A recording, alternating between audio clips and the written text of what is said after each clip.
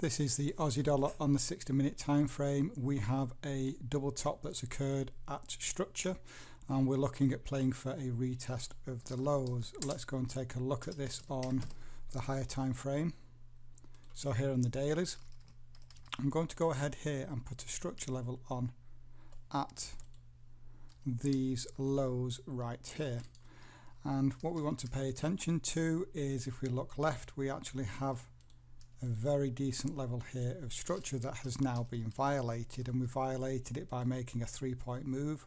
1, violated this level of structure.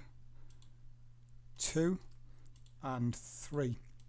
So we can now look for shorting opportunities.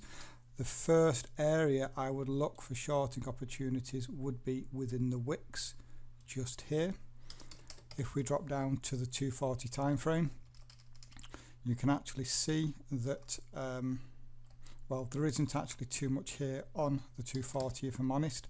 If we go to the 60 though, what has happened here, and I'm just going to remove this off, is that we double topped here. So just reading price, we had a move lower, a pullback for a double top, then we made a new structure low. Now this actually was another double bottom here, however this double bottom has played out and we've come right back into our structure level. We have once again double topped, and we do have the RSI confirmation, so we went overbought and we do have divergence. Went overbought at 83, and so I can now look for a retest of the lows just here, bearing in mind we do have a psychological number 7,000 just there. If this trade does come off, it means that there is also a back pattern completing just at this level, so I want to take that into consideration when I'm entering this trade.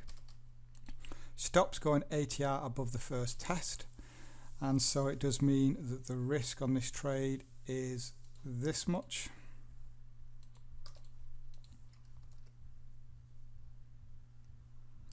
And the reward is this much. I think this gives us a 2-to-1 risk to reward.